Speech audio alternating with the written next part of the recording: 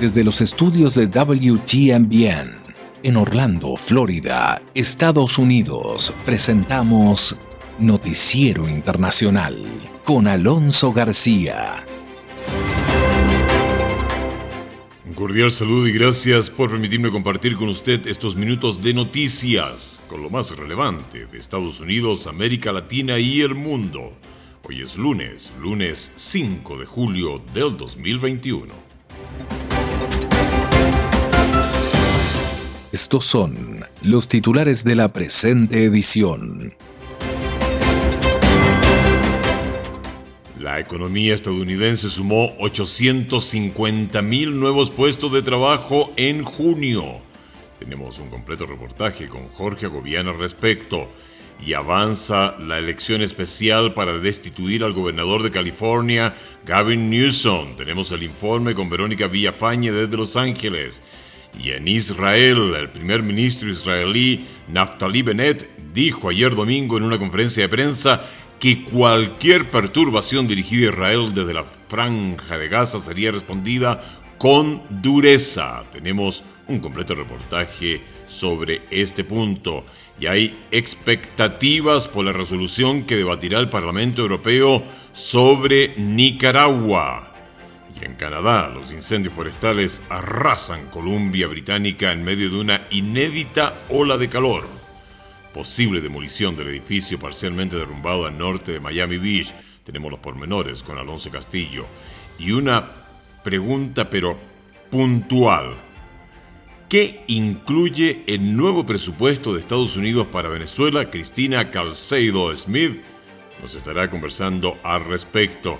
Y mucha atención, en Brasil, manifestantes exigen la destitución de Bolsonaro tras escándalo relacionado con la vacuna COVID-19. Y advierte la OMS, un periodo muy peligroso se avecina en pandemia. Así lo ha señalado la Organización Mundial de la Salud, haciendo referencia a lo que es la variante Delta. Laura Sepúlveda nos va a actualizar lo que es la evolución de la pandemia en sí. Y en México, los activistas del cannabis expectantes tras la despenalización del consumo recreativo. Tenemos allí un completo reportaje. Y en Venezuela, el nulo poder de compra del salario mínimo venezolano. Un completo análisis que estaremos precisamente conversando en unos minutos más. Entre tanto, en Filipinas, miles de evacuados luego de la erupción del volcán Taal, ya que este arrojara gases tóxicos, y al menos 31 muertos al estrellarse un avión militar en Joló, en dicho país. La pandemia del COVID-19 debilitó la lucha contra el tráfico de personas. El reportaje lo tendremos con Jaime Moreno. Y en Japón continúa la búsqueda de desaparecidos tras el mortal deslizamiento de tierra en Atami. Todo esto acá en Noticiero Internacional.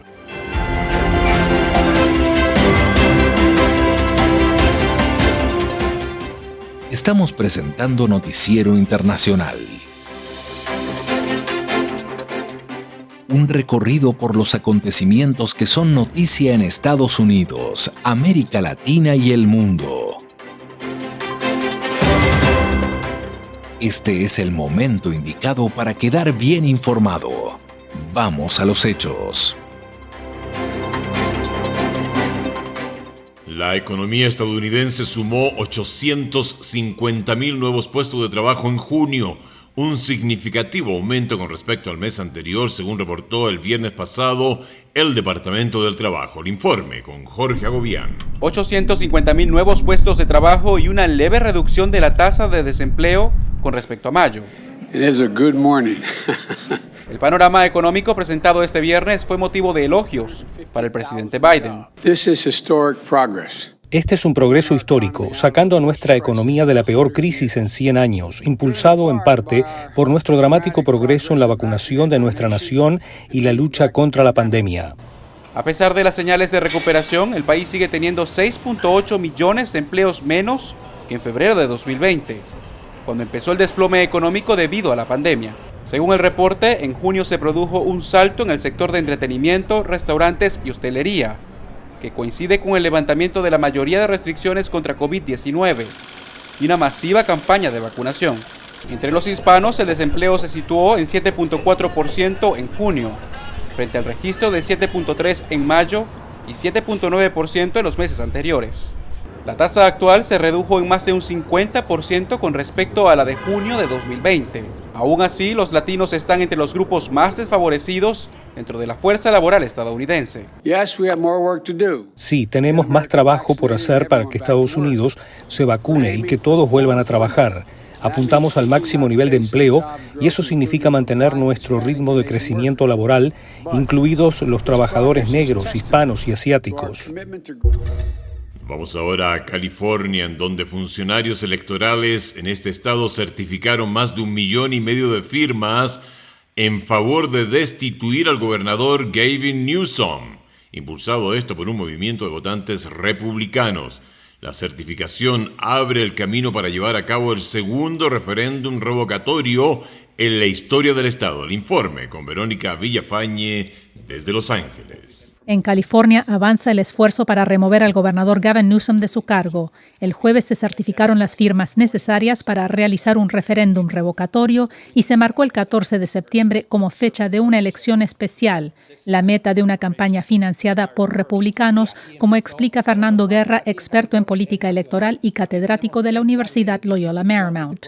La mayoría que están apoyando son republicanos. La mayoría que están dando dinero son republicanos. En una conferencia virtual, líderes demócratas de California recalcaron este viernes que respaldan al gobernador Newsom, electo en el 2018, y que lucharán para rechazar lo que llaman un intento de toma de poder republicano. La gente está descontenta. Luis Alvarado, analista político republicano, dice que las políticas de Newsom durante la pandemia generaron descontento general. Y los republicanos vieron esa oportunidad y pusieron recursos para hacer de que la campaña de sacarlo fuese en verdad efectiva. Se estima que el costo de la elección especial será $276 millones. Yo creo que va a ser bien difícil para que pierda la elección este gobernador, porque los demócratas tienen mucho más votantes registrados aquí que republicanos. Pero eso dependerá de cuántos votantes vayan a las urnas para una elección especial. Poca participación podría favorecer a republicanos energizados. Este será el segundo referéndum revocatorio de un gobernador de California. El primero fue en el 2003, cuando se destituyó a Gray Davis y fue reemplazado por Arnold Schwarzenegger. Nos vamos a Israel. El primer ministro israelí Naftali Bennett dijo ayer domingo en una conferencia de prensa que cualquier perturbación dirigida a Israel desde la Franja de Gaza sería respondida con dureza. El tema se debatió porque al parecer activistas que cooperan con Hamas han lanzado globos incendiarios hacia Israel para persuadir a este país a que alivie su bloqueo del territorio. Hamas dijo que Israel se había retirado de los acuerdos no oficiales anteriores, entre ellos el de permitir la entrada de la ayuda en dineros en efectivo de Qatar en la empobrecida Franja de Gaza y los trámites comerciales de Gaza sin restricciones. Refiriéndose al dinero qatarí, Bennett dijo que su gobierno trabajará para permitir la entrada de ayuda humanitaria en Gaza, pero sin las maletas llenas de dólares. El primer ministro hizo estas declaraciones en la reunión semanal del gabinete de Jerusalén, luego que varios ataques aéreos de la Fuerza de Defensa de Israel bombardearan una instalación de producción de armas pertenecientes al grupo militante Hamas que gobierna el enclave palestino. Pasamos ahora a Centroamérica. En Nicaragua hay muchas expectativas con una resolución que el Parlamento Europeo podría aprobar el próximo martes en una votación que estará precedida por un debate sobre la crisis de derechos humanos, el encarcelamiento de opositores y el futuro de las elecciones presidenciales en este país. Donaldo Hernández nos tiene el informe desde Managua, Nicaragua. La dirigente de la opositora Unidad Nacional Azul y Blanco, Alexa Zamora, espera que el Parlamento Europeo apruebe el próximo martes una resolución sobre la situación política de Nicaragua, que establezca acciones diplomáticas para garantizar elecciones democráticas el 7 de noviembre. Nosotros esperamos de esta resolución que se exprese claramente lo que también ya se ha externado en la Organización de Estados Americanos, que bajo las actuales condiciones es imposible tener unas elecciones libres, transparentes, y que den como resultado que se respete, digamos, la voluntad del pueblo de Nicaragua. Antes de votar la resolución, los eurodiputados tendrán un debate sobre la situación de Nicaragua, que incluirá la participación del jefe de la diplomacia europea, Josep Borrell. Funcionarios del gobierno de Daniel Ortega siguen denunciando que el país centroamericano está siendo víctima de injerencia extranjera. El Estado nicaragüense es libre, soberano, independiente y autodeterminado. Por su parte, el ex embajador de Nicaragua en la OEA, Edgar Parrales, sostiene que aún hay tiempo para resolver la situación del país. El gobierno es el que tiene, digamos, en sus manos la clave de resolver esto de manera pacíficamente, ¿eh? Y en armonía con la comunidad internacional y en armonía con su propio pueblo también. La sesión que tendrá el Parlamento Europeo se convocó semanas después de que una veintena de líderes opositores, entre ellos 5 precandidatos presidenciales, fueran apresados por supuestamente cometer el delito de traición a la patria. Donaldo Hernández. Pasamos a Canadá. Una serie de incendios forestales se han extendido por la provincia de Columbia Británica, devastando localidades y obligando a los residentes a evacuar. Imágenes que pudimos constatar el sábado recién pasado de la ciudad de Chilliwack mostraban uno de los refugios temporales construidos por los residentes de las zonas afectadas y la situación de las carreteras vecinas. Layton, una localidad situada en el sur de la Columbia Británica, fue arrasada por el fuego tras días consecutivos de altas temperaturas récord. Nos vamos ahora a Miami, en donde la posibilidad de demoler el resto del edificio que parcialmente colapsó al norte de Miami Beach, Florida, está siendo analizada por las autoridades. Alonso Castillo nos tiene la información. La demolición de un edificio es un proceso extremadamente meticuloso en el que equipos especializados tendrán que determinar cuál es la mejor forma de demoler el resto de la estructura, le dijo a La Voz de América a Donay Almeida, propietaria hace 42 años de una empresa de demolición. Hay que bajarlo poco a poco con excavadoras con brazos muy largos, y existen maquinarias con tijeras que van cortando la cabilla, irlo bajando poco a poco.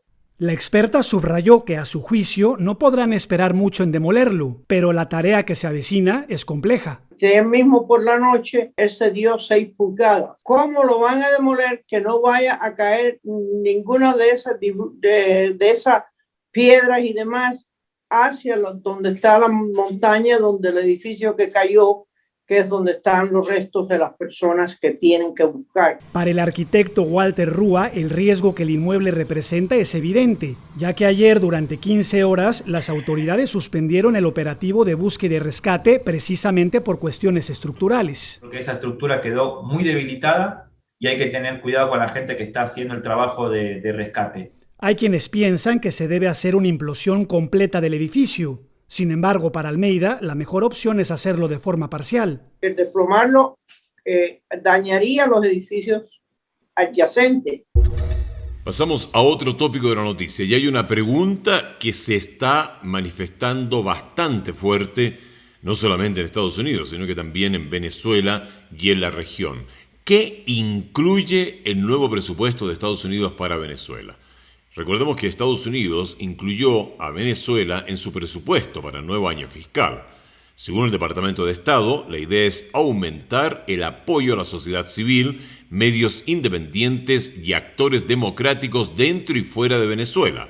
Sin embargo, y pese al existente interés por ayudar, expertos opinan que la asistencia humanitaria todavía es poca en comparación con otras comunidades. Además, en este caso, se presentan muchos retos logísticos para hacer ingresada la ayuda al territorio venezolano. Cristina Caicedo nos tiene la información. Un monto millonario destina a Estados Unidos para asistir a otros países. Así lo dio a conocer ante el Comité de Relaciones Exteriores del Senado el secretario de Estado, Anthony Blinken. Nuestro presupuesto solicita $2.800 millones de ayuda para avanzar en los derechos humanos en el extranjero, luchar contra la corrupción, detener el retroceso democrático y fortalecer y defender las democracias. Y en la lista figura Venezuela con $55 millones para asistencia humanitaria, enfocada en el apoyo a la sociedad civil, medios medios independientes, actores democráticos y planes para el bienestar de los venezolanos. Pero, según las organizaciones que reciben parte de esta ayuda, los retos logísticos son cada vez más difíciles en Venezuela. Algunos problemas que las diversas organizaciones están encontrando es trabajar con instituciones financieras, bancos para llevar el dinero al área para comprar los artículos que necesitan como alimentos, medicinas, ropa y otros. A principios de 2021, la Oficina de Rendición de Cuentas de Estados Unidos investigó qué tipo de retos enfrentaban algunas organizaciones para recibir la ayuda en Venezuela y qué hacían las distintas agencias federales al respecto. El Departamento del Tesoro nos dijo que llevan a cabo mesas redondas con socios y otras organizaciones en el área para entender los problemas que tienen y compartir orientación sobre cómo esas organizaciones pueden entregar esa asistencia. Expertos como el economista Dani Bahar del Instituto Brookings apuntan que, pese a que Estados Unidos es el principal donante, la ayuda no es suficiente. Yo pienso que el cuello de botella no está tanto en los gobiernos locales, sino en la comunidad internacional. Nosotros hemos documentado en Brookings que la ayuda internacional que se ha dado hasta ahora a los refugiados venezolanos es sumamente pequeña comparada, por ejemplo, con la crisis de refugiados siria. Una de las áreas de mayor enfoque en el nuevo presupuesto es la solicitud que incluye $27,7 millones para Colombia con el fin de reforzar los servicios dados por el gobierno y $8,1 millones para promover la integración económica de los venezolanos en Perú, Ecuador y Brasil. De que la ayuda tiene que ir más allá, pensando en inversiones al futuro, pensando en cómo ayudar al sector privado en las comunidades locales para expandirse. Durante el pasado mes de junio, Canadá fue país anfitrión de la Conferencia Anual de Donantes para la Migración Venezolana, donde se recaudó alrededor de $1.554 millones para la crisis. Jorge Arriaza, canciller venezolano, a través de su cuenta de Twitter, calificó el evento como un acto indigno y una farsa mediática e hizo un llamado para el cese de lo que considera una agresión económica y política contra de Venezuela. Se anticipa que la propuesta de presupuesto del presidente Joe Biden sea analizada por el Congreso y el subcomité de asignaciones de la Cámara comienza el proceso de votación para los distintos proyectos. Pasamos a Brasil. Miles de manifestantes se reunieron el sábado recién pasado en Sao Paulo para exigir la destitución del presidente brasileño Jair Bolsonaro. Los manifestantes llevaban pancartas en las que se leía "fuera Bolsonaro" y "mantener la Amazonia abajo Bolsonaro". Nuestro pueblo está siendo masacrado por los intereses de una élite a la que no le importa que los pobres tengan acceso a nada, afirmaron manifestantes. El presidente de Brasil, Jair Bolsonaro, despidió el miércoles recién pasado al jefe de logística del Ministerio de Salud, Roberto Ferreira Díaz, luego que supuestamente pidiera un soborno en un acuerdo de vacunas contra el coronavirus que afectaba a 400 millones de dosis. Es inaceptable que el presidente de nuestro país haya buscado un soborno en la compra de vacunas mientras más de 500.000 personas han muerto, expresó otro manifestante. Los pedidos de destitución de Bolsonaro han crecido en medio del escándalo y la respuesta del gobierno a la pandemia, así como las acusaciones de corrupción y el avance sobre la Amazonía. Y precisamente hablando de lo que es la pandemia, COVID-19, vacunación, hay un reportaje que preparó Laura Sepúlveda que me parece muy interesante puntualizarlo. La evolución de la pandemia. Fíjese usted que la variante Delta del coronavirus sigue aumentando en número de contagios y amenaza al mundo entero, mientras que la Organización Mundial de la Salud expresa mayor preocupación por países con baja capacidad de vacunación. Vamos con este informe que ha preparado Laura Sepúlveda. Ningún país de la Tierra está fuera de peligro todavía. Así lo advierte el director de la Organización Mundial de la Salud, OMS, al tiempo que expresa especial preocupación por países con baja tasa de vacunación y pide la colaboración de los líderes mundiales para alcanzar la meta de vacunar en un año al 70% de la población en cada país. Estamos en un periodo muy peligroso de esta pandemia. La variante Delta es peligrosa y continúa evolucionando y mutando, lo que requiere una evaluación constante y un ajuste cuidadoso de la respuesta de salud pública. 11.000 millones de dosis serían necesarias para inmunizar al mundo entero, pero menos del 2% han llegado a los países más pobres, advierte la organización. En India se han registrado más de 40.800 casos del hongo negro, ante lo que en días pasados la OMS expresó preocupación por la mayor incidencia en pacientes con COVID-19.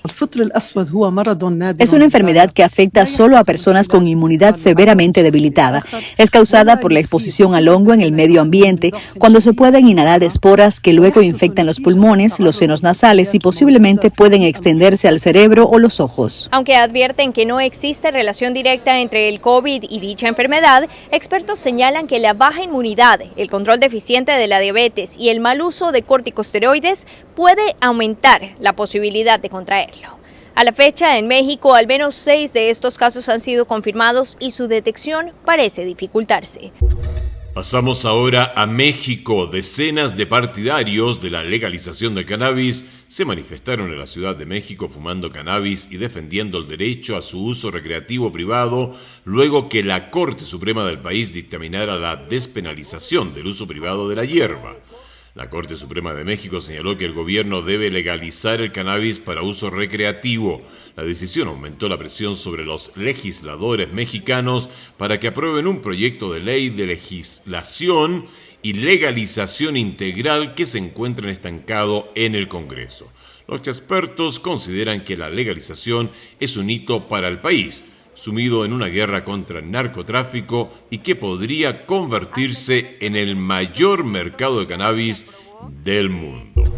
Pasamos ahora a otro ámbito de la noticia y nos vamos a Venezuela. El gobierno de Nicolás Maduro ha aumentado el salario mínimo 20 veces desde que llegó al poder en el año 2013. Sin embargo, la profunda crisis económica que atraviesa el país ha hecho que este indicador pierda relevancia y su poder de compra sea casi nulo. En realidad, el salario mínimo venezolano alcanza para nada. Vamos con la información. El salario mínimo mensual en Venezuela es de 7 millones de bolívares, más un bono de alimentación de 3 millones. La suma de esos montos equivale apenas a $3.50, el más bajo de todo el continente. Pero, ¿qué se puede comprar en el país con esa cantidad? Realmente me estoy abismada porque acabo de preguntar aquí y el cartón de huevo vale $4. O sea que ni siquiera puedo comprar un huevo diario. Es increíble. $4 acaba de decirme que cuesta un cartón de huevo. ¿Qué puedo comprar? Ana vive de su pensión como ex trabajadora del Cabildo Metropolitano de Caracas y es justo el salario mínimo oficial lo que gana. Para salir, como le dije ya, de mi casa, tengo que gastar $1 en pasaje para ir y volver a mi casa. $1 cuando yo lo que gano son $3. ¿Cómo hacer? Caso similar es el de Calixto. Dice que con su sueldo de un mes apenas le alcanzó para comprar 1 kilo de picadillo de pollo y 1 kilo de plátano.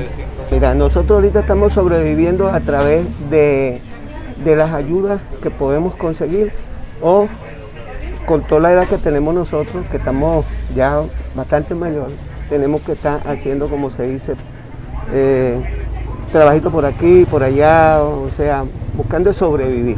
El presidente Nicolás Maduro atribuye la destrucción del poder de compra a las sanciones económicas impuestas por Estados Unidos y la Unión Europea.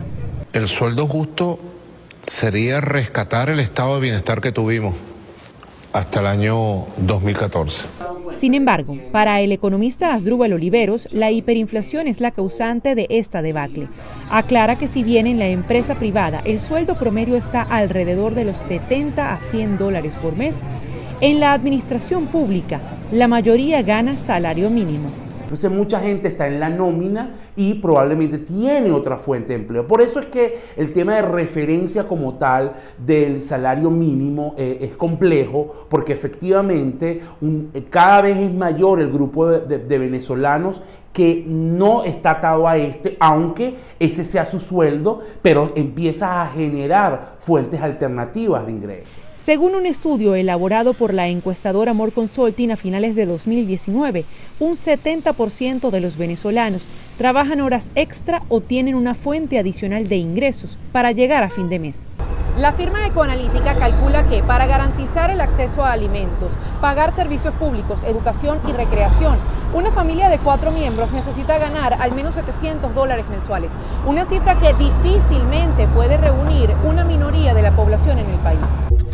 Pasamos a Filipinas, en donde miles de personas se vieron obligadas a abandonar sus hogares luego de la erupción del volcán Taal, la cual provocó emisiones tóxicas de dióxido de azufre y cubrió de humo las ciudades vecinas, según constatamos en imágenes grabadas ayer domingo en Tagaytay. El Taal arrojó columnas de ceniza volcánica de unos 2.5 kilómetros de altura, según el Instituto Filipino de Vulcanología y Sismología. Al menos 2.400 personas han sido evacuadas hasta ahora y muchas más serán desplazadas en los próximos días, según los responsables provinciales de catástrofes. Pasamos a Brasil. Miles de manifestantes se reunieron el sábado recién pasado en Sao Paulo para exigir la destitución del presidente brasileño Jair Bolsonaro. Los manifestantes llevaban pancartas en las que se leía "fuera Bolsonaro" y "mantener la Amazonia abajo Bolsonaro". Nuestro pueblo está siendo masacrado por los intereses de una élite a la que no le importa que los pobres tengan acceso a nada, afirmaron manifestantes. El presidente de Brasil, Jair Bolsonaro, despidió el miércoles recién pasado al jefe de logística del Ministerio de Salud, Roberto Ferreira Díaz, luego que supuestamente pidiera un soborno en un acuerdo de vacunas contra el coronavirus que afectaba a 400 millones de dosis. Es inaceptable que el presidente de nuestro país haya buscado un soborno en la compra de vacunas mientras más de 500.000 personas han muerto, expresó otro manifestante. Los pedidos de destitución de Bolsonaro han crecido en medio del escándalo y la respuesta del gobierno a la pandemia, así como las acusaciones de corrupción y el avance sobre la Amazonía. Y precisamente hablando de lo que es la pandemia, COVID-19, vacunación, hay un reportaje que preparó Laura Sepúlveda que me parece muy interesante puntualizarlo. La evolución de la pandemia. Fíjese usted que la variante Delta del coronavirus sigue aumentando en número de contagios y amenaza al mundo entero, mientras que la Organización Mundial de la Salud expresa mayor preocupación por países con baja capacidad de vacunación. Vamos con este informe que ha preparado Laura Sepúlveda. Ningún país de la Tierra está fuera de peligro todavía. Así lo advierte el director de la Organización Mundial de la Salud, OMS, al tiempo que expresa especial preocupación por países con baja tasa de vacunación y pide la colaboración de los líderes mundiales para alcanzar la meta de vacunar en un año al 70% de la población en cada país. Estamos en un periodo muy peligroso de esta pandemia. La variante Delta es peligrosa y continúa evolucionando y mutando, lo que requiere una evaluación constante y un ajuste cuidadoso de la respuesta de salud pública. 11.000 millones de dosis serían necesarias para inmunizar al mundo entero, pero menos del 2% han llegado a los países más pobres, advierte la organización. En India se han registrado más de 40.800 casos del hongo negro, ante lo que en días pasados la OMS expresó preocupación por la mayor incidencia en pacientes con COVID-19. Es una enfermedad que afecta solo a personas con inmunidad severamente debilitada. Es causada por la exposición al hongo en el medio ambiente, cuando se pueden inhalar esporas que luego infectan los pulmones, los senos nasales y posiblemente pueden extenderse al cerebro o los ojos. Aunque advierten que no existe relación directa entre el COVID y dicha enfermedad, expertos señalan que la baja inmunidad, el control deficiente de la diabetes y el mal uso de corticosteroides puede aumentar la posibilidad de contraerlo. A la fecha, en México, al menos 6 de estos casos han sido confirmados y su detección parece dificultarse. Y en Japón, continúa la búsqueda de desaparecidos tras el mortal deslizamiento de tierra en Atami. Las operaciones de búsqueda y rescate estaban en marcha el domingo después que las lluvias torrenciales provocaran un gran deslizamiento de tierra en la ciudad costera de Atami, al suroeste de Tokio. La búsqueda de supervivientes está en marcha, ya que se informa que 20 personas siguen desaparecidas.